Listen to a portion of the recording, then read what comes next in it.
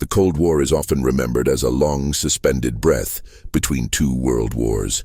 A frozen standoff defined more by speeches than by gunfire, more by summits than by trenches. It is described as cold precisely because it did not erupt into direct, sustained combat between the two largest nuclear powers on Earth. It is presented as a period of tense stability, of controlled rivalry, of balance. But that description depends on where you stand and what you are allowed to see. Beneath the official narrative of deterrence and diplomacy existed a parallel history of operations so improbable, so quietly extreme, that they sound invented in retrospect. They were not imagined. They were authorized, funded, rehearsed, and in some cases, nearly executed to completion. The Cold War was not peaceful. It was procedural. It replaced open warfare with permanent preparation. It institutionalized fear and turned it into routine. Governments did not wait for conflict to begin. They engineered systems designed to respond automatically when conflict was detected. Entire departments were constructed around hypothetical destruction. Plans were drafted not for winning a war, but for surviving the first minutes of one. In classified rooms with fluorescent lighting and locked steel doors, men who never appeared in public debated how many cities could be lost while still preserving the capacity to retaliate. Operations unfolded in silence, often without public awareness, and sometimes without the full awareness of those participating in them. The mythology of the era focuses on speeches, on ideological rivalry, on televised confrontations between leaders. The operational reality was more mechanical. It involved radar screens glowing in darkened rooms, coded messages sealed in envelopes, submarines drifting under polar ice, aircraft circling with live nuclear weapons on board, and computers programmed to decide whether incoming signals meant the end of civilization. The language of the time was sterile: contingency, response posture, escalation ladder, fail-safe. These words concealed the fact that the machinery being built was designed to remove hesitation. Human hesitation had been identified as a vulnerability. If a retaliatory strike depended too heavily on judgment, it might come too late. If it came too late, deterrence would fail. So systems were designed to shorten the distance between detection and destruction. Not because leaders wanted war, but because they feared appearing unprepared for it. One of the most revealing aspects of the Cold War was how deeply governments invested in scenarios they insisted would never occur. Entire fleets were kept in constant motion to ensure survivability. Bombers remained airborne with nuclear payloads during periods of heightened tension, refueling mid-air so that even a surprise attack would not eliminate the capacity to respond. Submarines carrying ballistic missiles slipped silently into ocean patrol zones, sometimes under ice fields where communication was limited and delay was built into the environment itself. Each patrol was a rehearsal for retaliation. Each rehearsal carried its own risks. Public discourse emphasized restraint. Internal documentation emphasized inevitability. The possibility of accidental war was not dismissed. It was studied. Analysts wrote memoranda exploring what might happen if radar operators misinterpreted weather phenomena as incoming missiles, or if a training tape was mistakenly inserted into a live warning system. These were not paranoid fantasies. They were acknowledged vulnerabilities in systems that were growing increasingly complex. The Cold War did not operate on dramatic gestures alone. It operated on layers of contingency planning that overlapped and sometimes contradicted one another. Intelligence agencies conducted operations intended to destabilize adversaries without triggering overt conflict. Propaganda campaigns were mounted in foreign countries while leaders publicly advocated for peaceful coexistence. Weapons were deployed in remote regions with minimal public disclosure. Nuclear devices were transported across continents under conditions of secrecy so strict that even local authorities were often uninformed.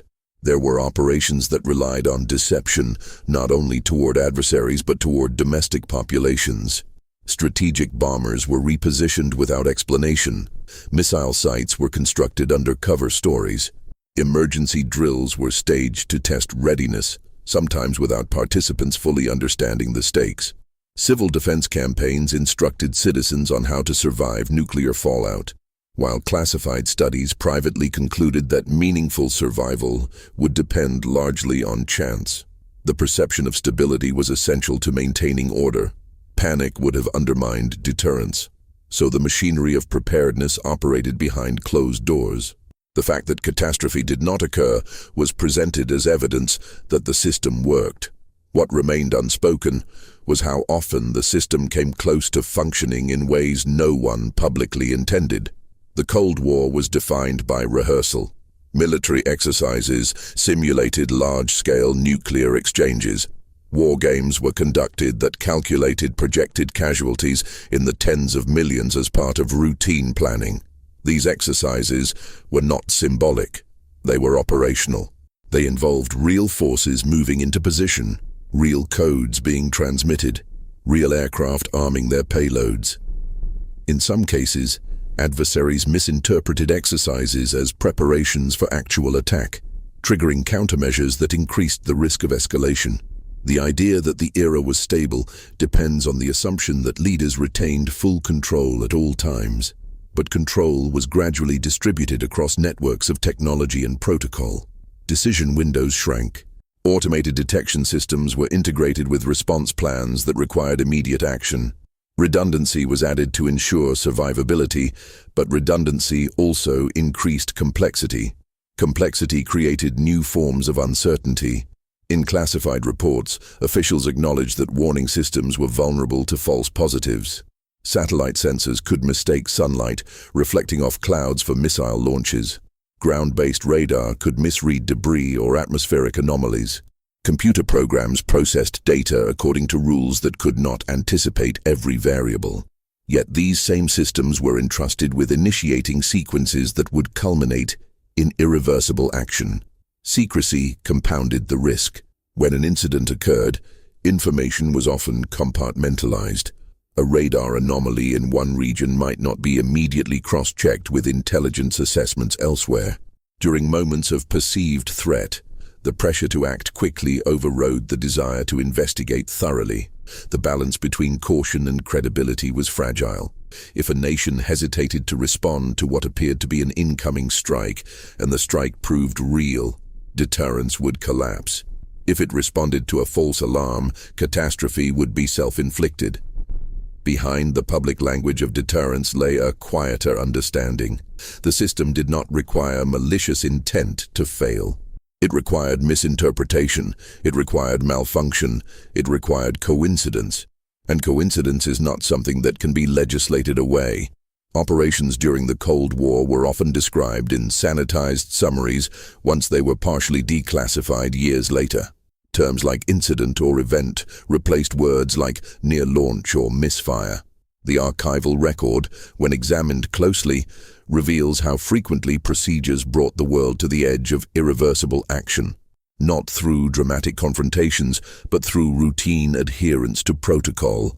The war that was never declared was nonetheless continuously rehearsed.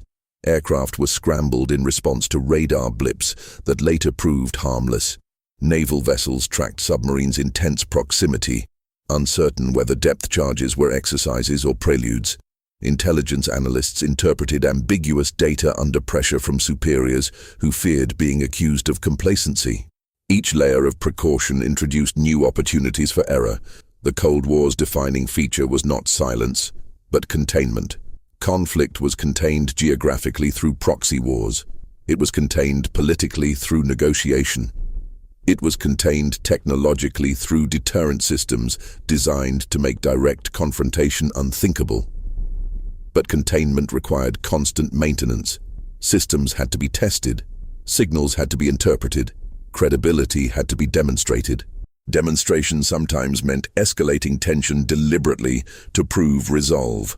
Missile deployments were publicized to send messages. Military exercises were scheduled near sensitive borders. Reconnaissance flights penetrated contested airspace. Each action was calibrated, but calibration depended on accurate perception by the other side. Misperception was always possible. What makes certain Cold War operations sound invented today is not their implausibility, but their bureaucratic normality. Plans were drafted that authorized nuclear detonations under specific conditions without requiring fresh approval from civilian leadership. Communication networks were engineered to transmit launch orders even if central command had been destroyed. Bunkers were constructed to house officials who might need to govern from underground. Continuity of government became an administrative discipline. The absence of declared war did not mean the absence of preparation for annihilation. It meant preparation was constant and quiet. It meant destruction was planned in spreadsheets and memoranda rather than on battlefields. It meant that the most consequential decisions were embedded in procedures that could be activated by signals traveling at the speed of light. Over time, familiarity dulled alarm. What would have seemed unthinkable in the immediate aftermath of the Second World War became routine by the height of the Cold War. Nuclear weapons were transported across highways and oceans as part of standard logistical operations. Warheads were stored in silos and aboard submarines for decades. Maintenance crews rotated through facilities where a single error could have produced disaster.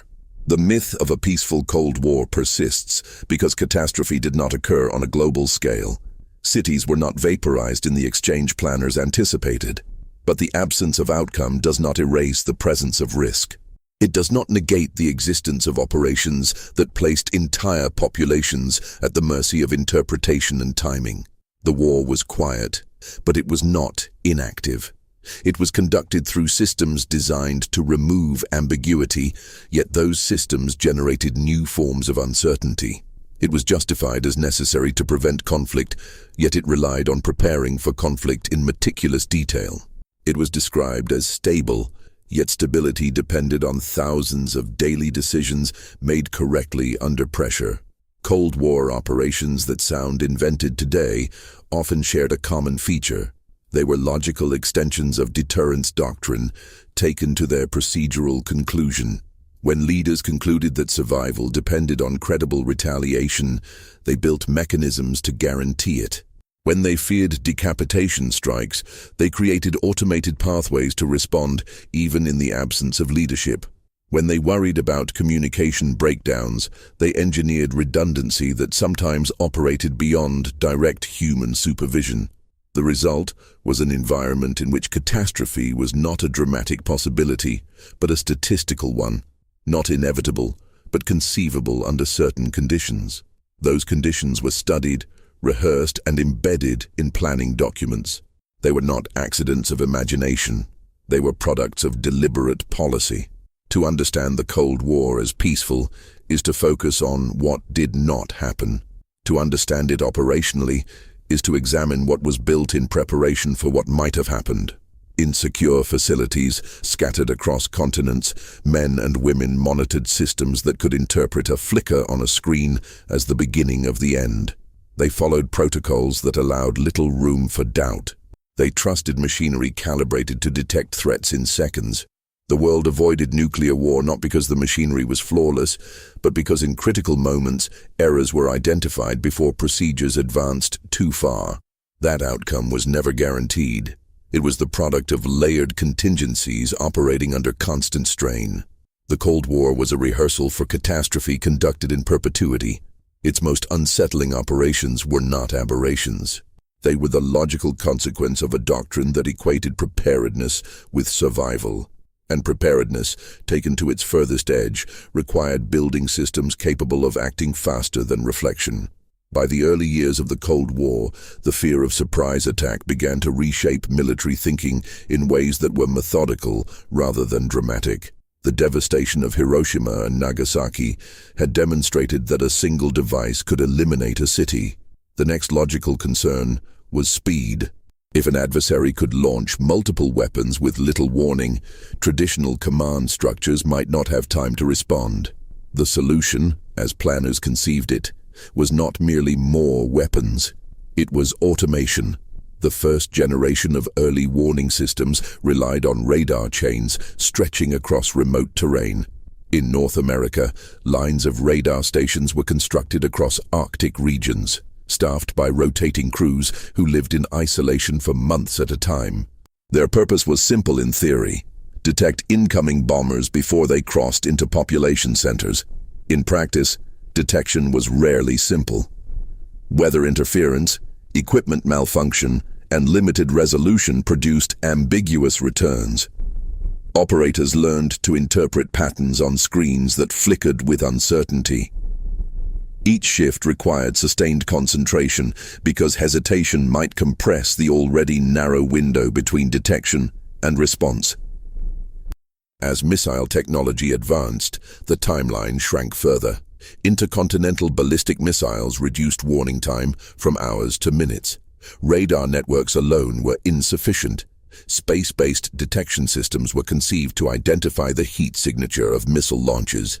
Satellites scanned vast areas, transmitting data to ground stations where computers filtered signals according to predefined criteria. The concept was reassuring on paper. Machines would process data faster than humans, eliminating hesitation. Yet those machines operated on assumptions about how launches would appear. Assumptions derived from test conditions that could not anticipate every atmospheric variable. The integration of automated warning systems with retaliatory doctrine created a new kind of procedural chain. Detection triggered assessment. Assessment triggered alert status changes. Alert status changes activated crews in missile silos, submarines, and bomber bases. Each link in the chain was designed to function under pressure. Protocols dictated who had authority to confirm signals and how quickly confirmation must occur. Deliberation was constrained by design. The premise was that delay equaled vulnerability. Within this framework, concepts like fail-safe emerged. Aircraft carrying nuclear weapons would approach designated points, but would not proceed further without additional confirmation. This arrangement was presented as a safeguard, yet it also normalized the routine movement of armed bombers toward targets during periods of heightened tension. Crews trained to treat these missions as procedural rather than exceptional. They rehearsed the same routes repeatedly, internalizing checklists that reduced decisions to sequences. On the ground, missile silos were hardened and dispersed to ensure survivability. Launch crews operated in underground capsules, isolated from surface conditions. Communication with higher authority traveled through encrypted channels designed to function even after partial system degradation.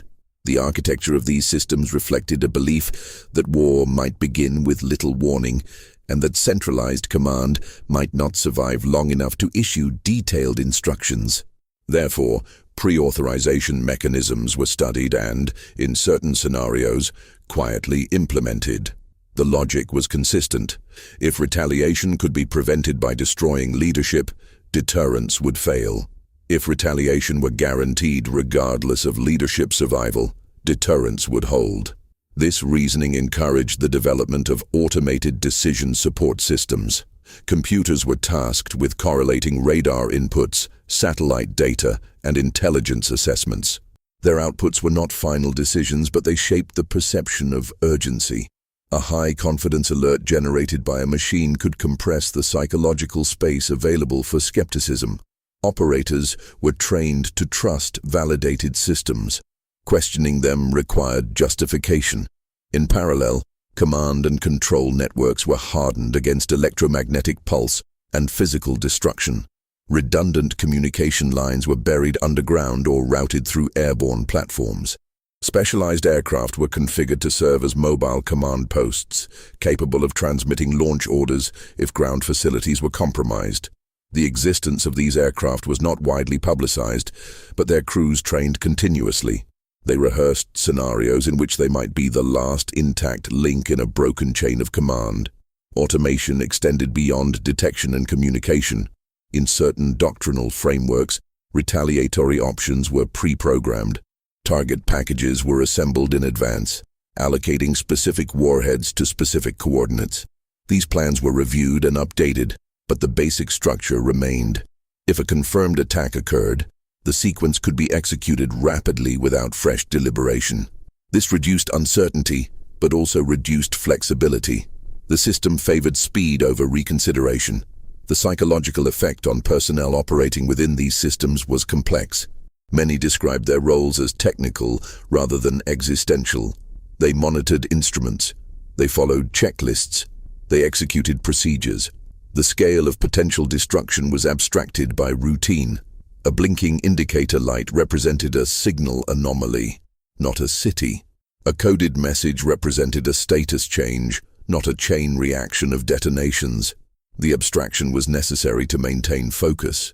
Exercises became more elaborate as systems matured. Simulated attacks were fed into networks to test responsiveness. Crews responded as if the threat were real, adjusting posture, preparing for launch. These exercises sometimes occurred without full disclosure to lower-level participants, creating layers of realism that heightened stress.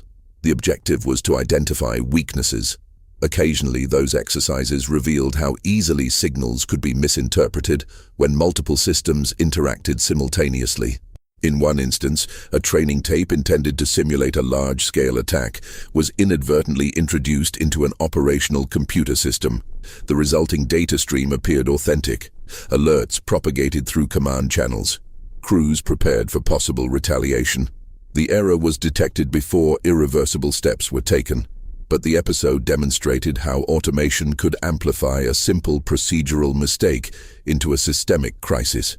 It was not a cinematic confrontation. It was a sequence of coded transmissions moving too quickly. The doctrine of mutually assured destruction depended on credibility. Credibility depended on readiness. Readiness required that weapons be maintained in states that allowed rapid deployment.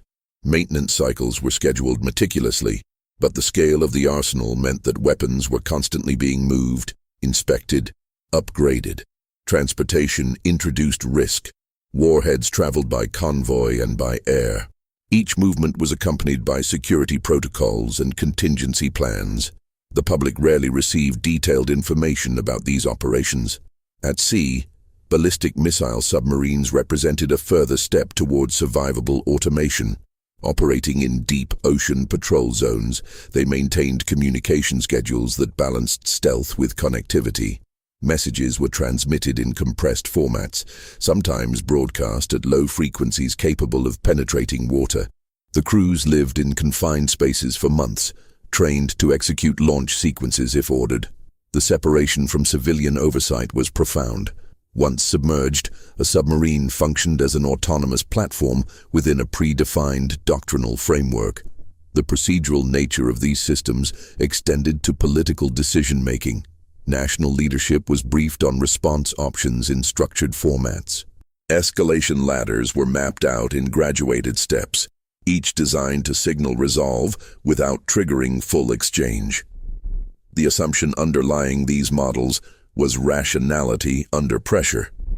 Yet the models also acknowledged the possibility that misinterpretation or malfunction could bypass intended steps.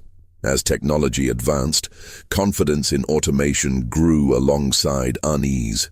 Analysts debated whether machines might react faster than political leaders could process context. The temptation to rely on rapid detection and immediate response mechanisms was strong because it appeared to eliminate vulnerability. But each layer of automation narrowed the margin for correction. Early automated systems were presented publicly as defensive shields. Privately, planners understood that they were part of a dynamic system of action and reaction. An adversary's detection capabilities influenced one's own deployment posture. Missile defense research prompted adjustments in offensive targeting. Anti-submarine advances altered patrol patterns.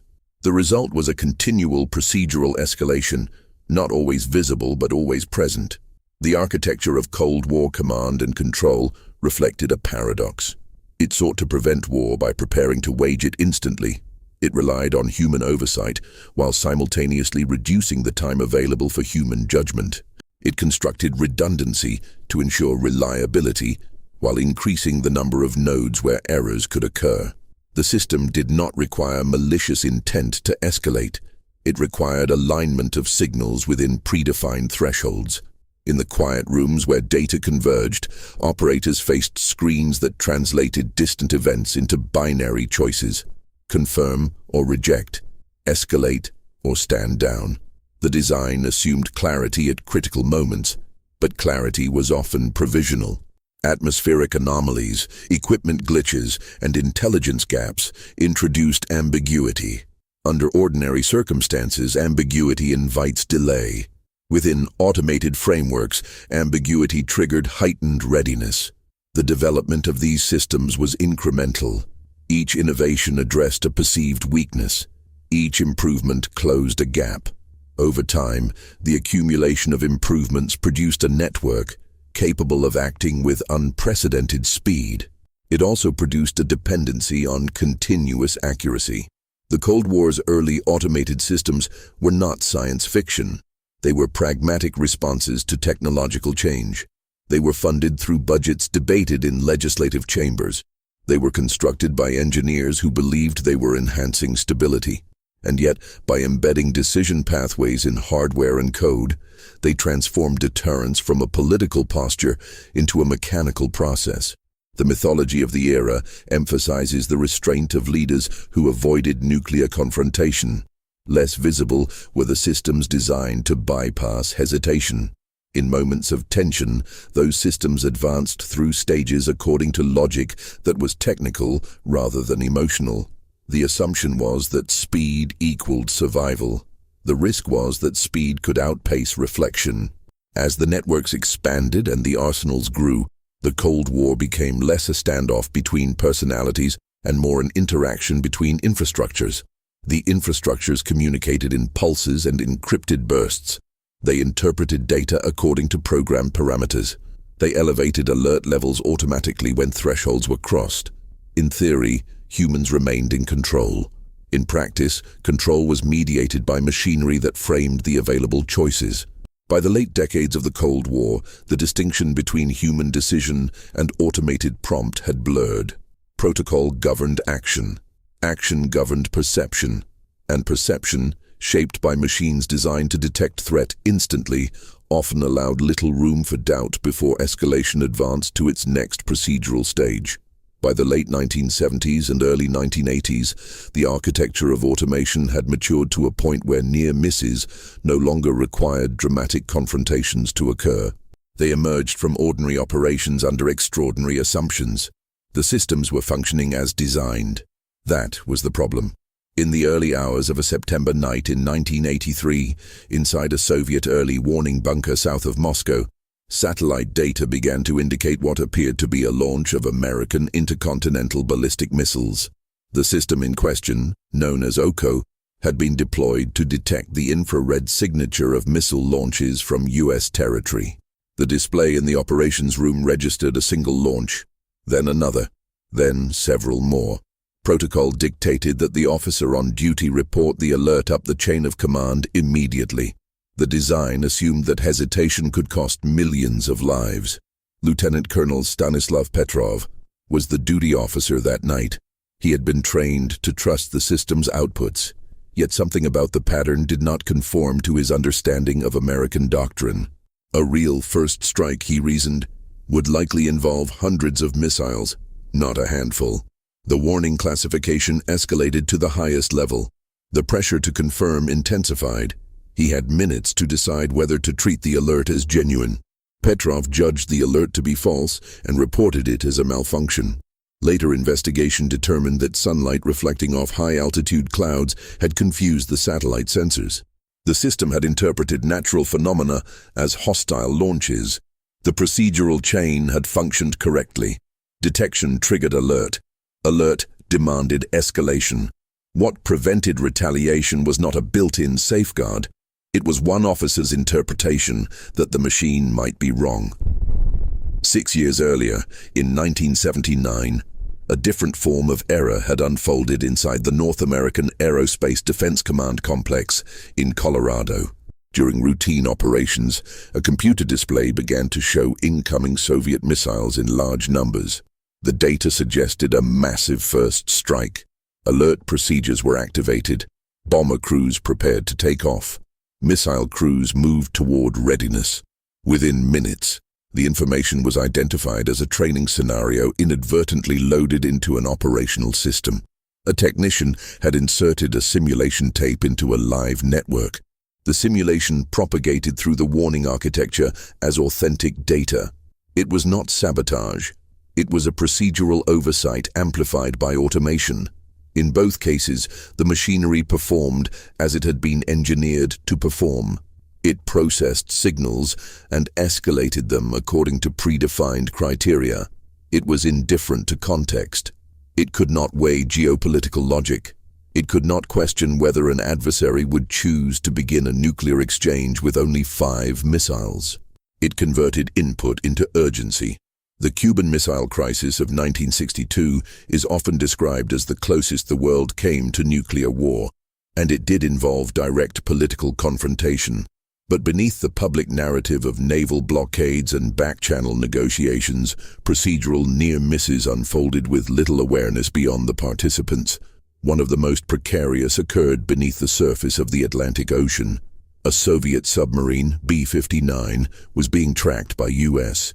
naval forces enforcing the quarantine around Cuba. Depth charges, intended as signaling devices rather than destructive weapons, were dropped to compel the submarine to surface. Inside the submarine, communication with Moscow had been severed for days. The crew was exhausted. Temperatures rose in the confined interior. The captain believed war might already have begun. Unbeknownst to the American ships above, B-59 carried a nuclear-tipped torpedo. Soviet protocol required the agreement of 3 senior officers aboard to authorize its use. 2 were prepared to proceed. The third, Vasily Arkhipov, refused. He argued against launching the weapon. The torpedo was not fired. The submarine eventually surfaced. The depth charges had been intended as warnings. The signals were ambiguous. The ambiguity nearly resulted in nuclear detonation in a regional crisis.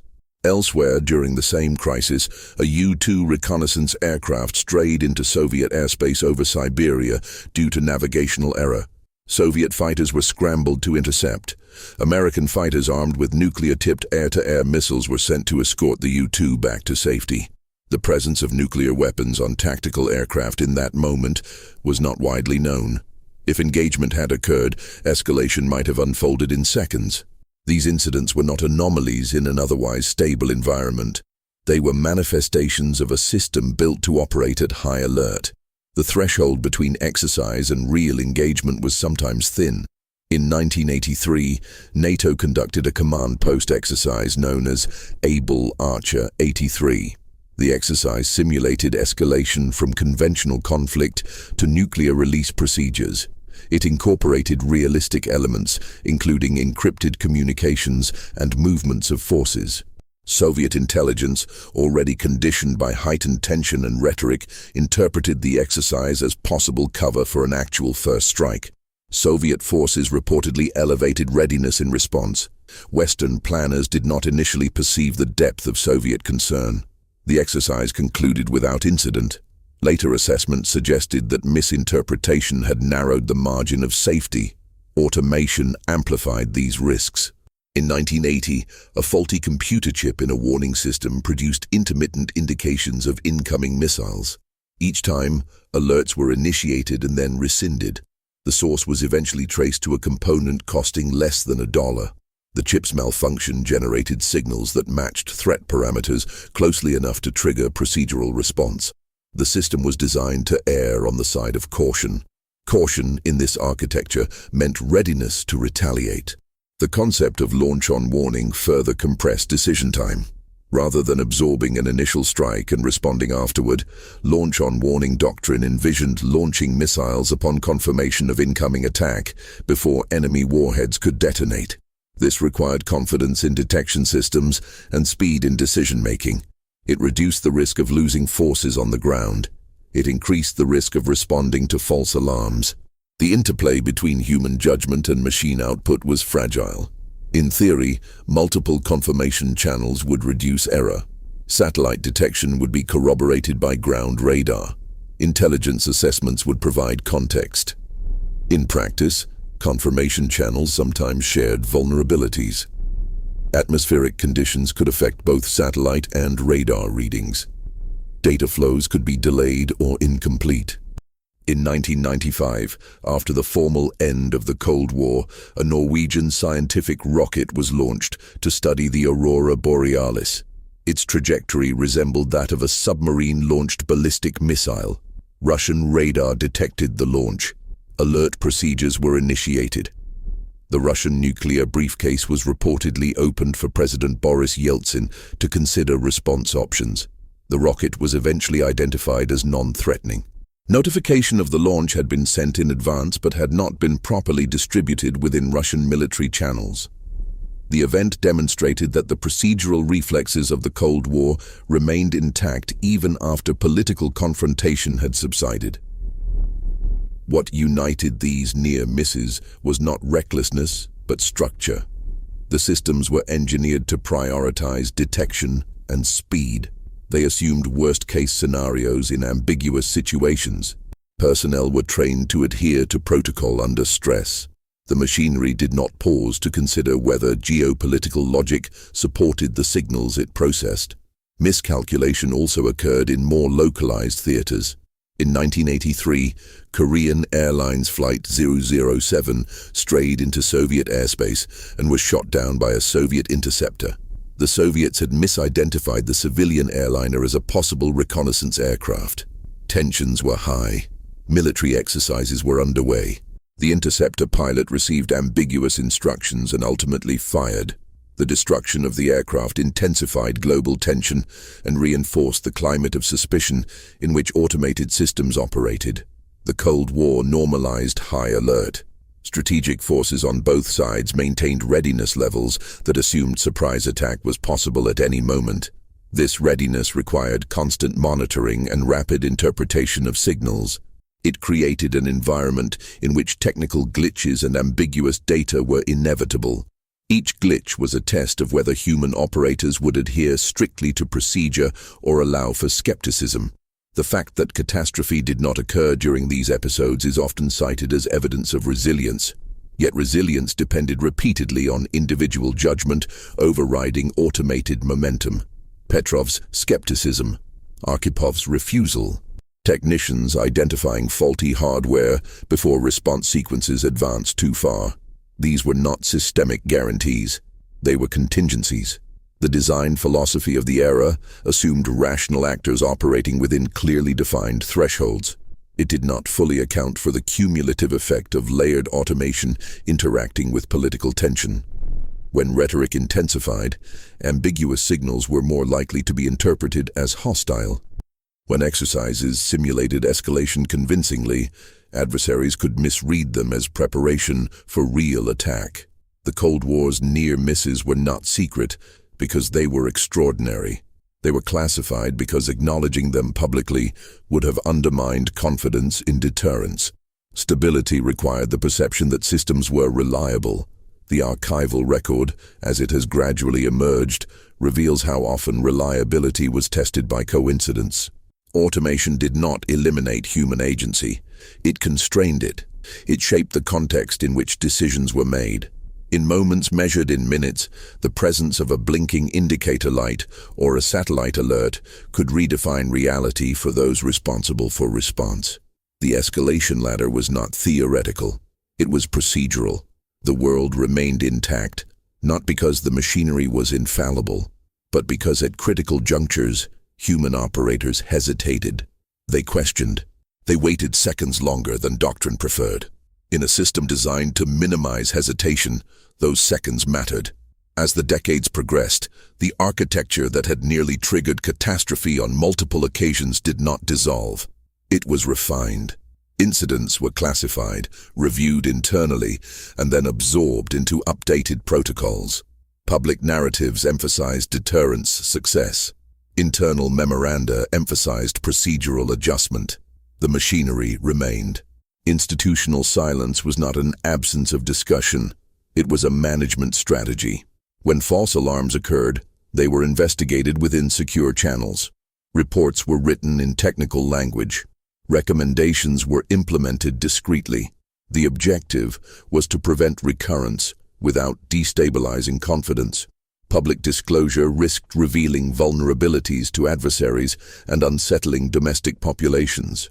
so the record was sealed or summarized in vague terms. In the United States, continuity of government planning expanded quietly. Bunkers were constructed beneath mountains, stocked with supplies and communications infrastructure. Civilian leaders were assigned relocation sites in the event of nuclear war. These sites were designed to allow governance to continue after catastrophic loss of life. The existence of such facilities was not widely acknowledged for decades. Their construction reflected an acceptance that large-scale destruction was plausible enough to require administrative preparation.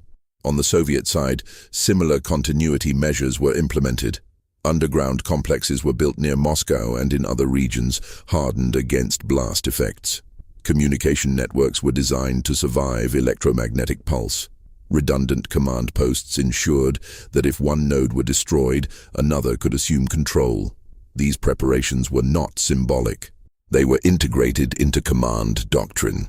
Perhaps the most revealing institutional development was the creation of systems intended to guarantee retaliation even if leadership were eliminated.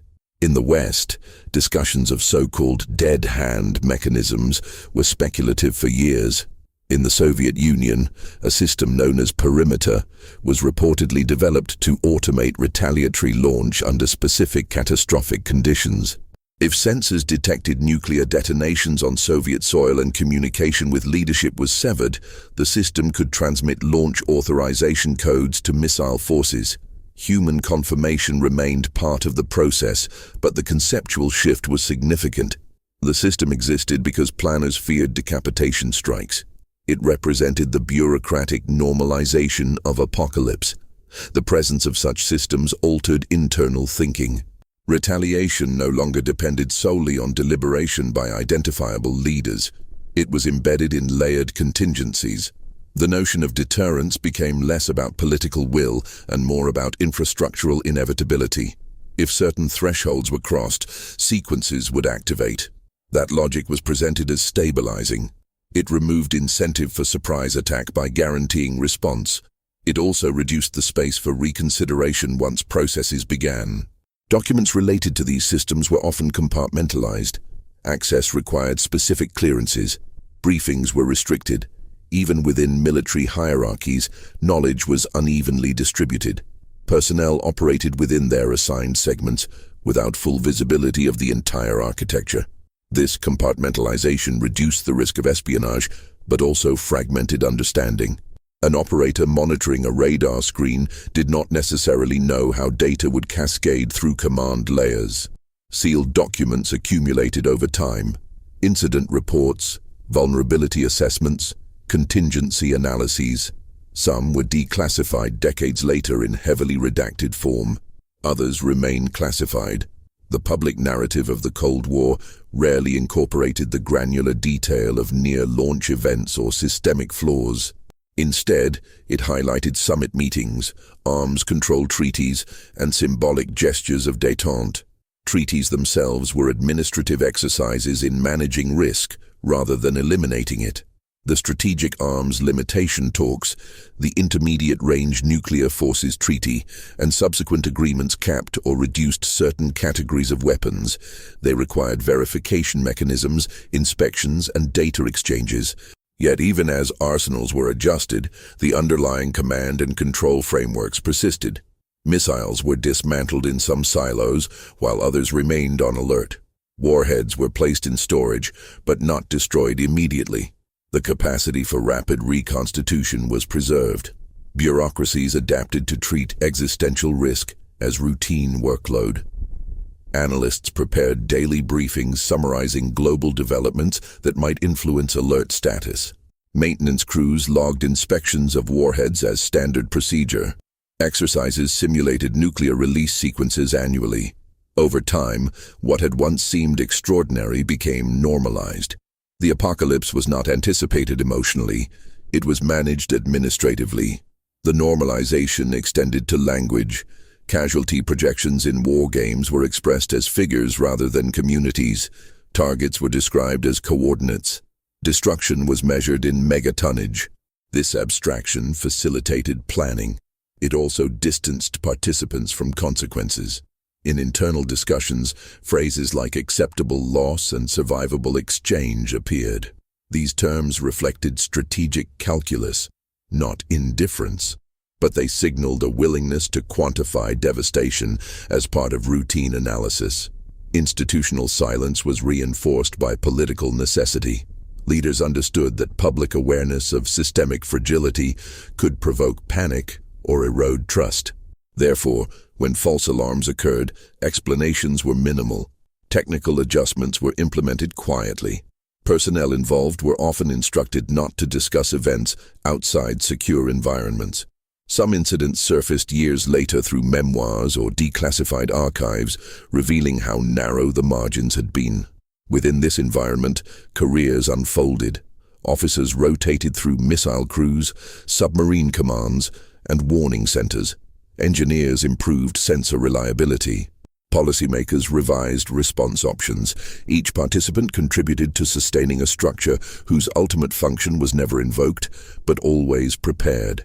The absence of nuclear exchange was treated as validation of the system's deterrent logic. The close calls were considered proof that procedures, though imperfect, ultimately held.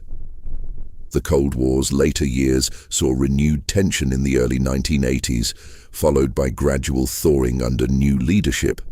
Yet even as rhetoric softened and arms control advanced, the infrastructure of automated retaliation remained operational. Warheads were not dismantled overnight. Launch-on-warning doctrines were not immediately abandoned. The logic of survivability persisted because uncertainty persisted.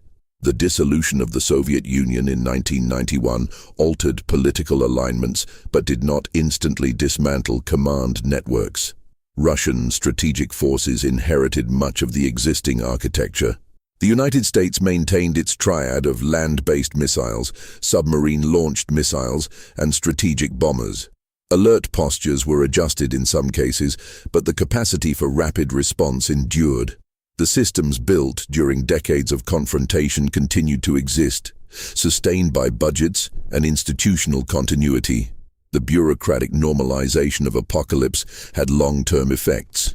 It embedded the assumption that existential risk could be managed through procedure. It conditioned institutions to treat potential annihilation as a planning variable rather than an anomaly. It distributed responsibility across networks in ways that diluted individual accountability.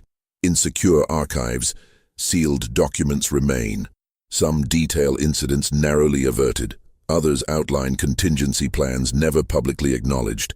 The public memory of the Cold War emphasizes the absence of global nuclear war. The archival memory records how frequently the machinery approached its thresholds. As political leaders shifted and treaties were signed, the infrastructure remained. Missiles remained in silos. Submarines continued patrols. Early warning satellites circled overhead. Computer systems processed data continuously. Maintenance crews replaced aging components. Training exercises rehearsed sequences that no one intended to execute. The Cold War did not end with a ceremonial dismantling of its most dangerous mechanisms. It ended with political transformation layered atop existing infrastructure. The machinery designed to automate retaliation was not publicly decommissioned in a single act. It was gradually adjusted, repurposed, or left in standby. The logic of deterrence did not vanish. It evolved. The systems that once required split-second decisions under intense rivalry were integrated into a new geopolitical landscape. Their existence became less visible, but not irrelevant. The bureaucratic habits formed during decades of confrontation persisted. Risk management remained administrative. Secrecy remained standard. The normalization of existential preparedness left a legacy. It demonstrated that institutions could sustain continuous readiness for catastrophe without public upheaval. It revealed how easily extraordinary risk could be embedded in routine operations. And it ensured that the architecture built to respond automatically to perceived annihilation would outlast the ideological conflict that justified its creation. When the Cold War is said to have ended, the phrase usually refers to speeches, to flags lowered over government buildings, to treaties signed and televised handshakes. It does not refer to deactivated circuitry or dismantled code. It does not refer to the quiet rooms where early warning consoles continued to glow, or to the submarines that remained beneath the surface, carrying weapons designed for a war that no longer had an official name. In 1991, as the Soviet Union dissolved, its strategic rocket forces did not vanish. They were transferred, reorganized, and in some cases left in uncertain states of funding and command. Warheads remained mounted on delivery systems. Missile crews still rotated through underground silos. The command architecture, built over decades to ensure retaliation under catastrophic conditions, did not disassemble itself simply because political ideology had shifted. In the United States, intercontinental ballistic missiles remained on alert. Submarines continued deterrent patrols. Strategic bombers were no longer kept airborne around the clock, but they were not retired from the mission of nuclear delivery. Launch control centers still operated under procedures refined during periods of acute confrontation. Early warning satellites still scanned for infrared signatures. Radar stations still tracked trajectories across polar routes.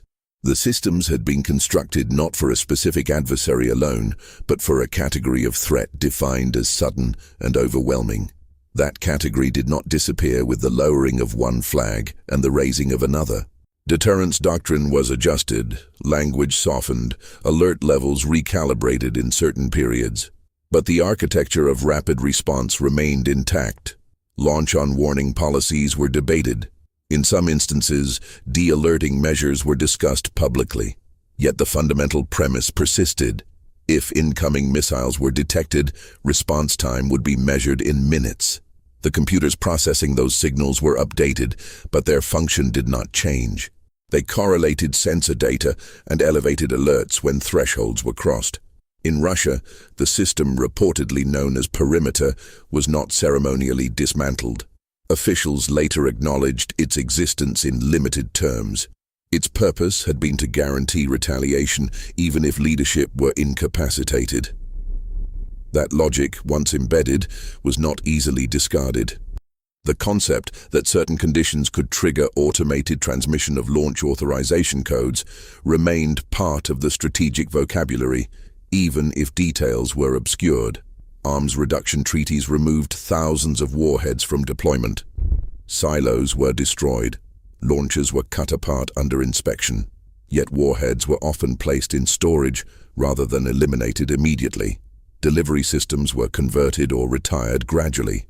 Verification regimes monitored compliance, but they did not erase the knowledge of how to reconstruct capacity if political conditions changed.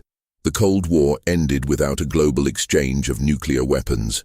It also ended without a global dismantling of the infrastructures built to facilitate such an exchange. Continuity of government facilities were not demolished. They were maintained, repurposed, or kept in reserve. Command aircraft designed to transmit launch orders continued to exist within military inventories.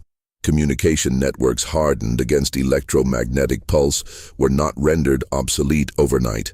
The habit of managing existential risk administratively persisted into the post-Cold War era.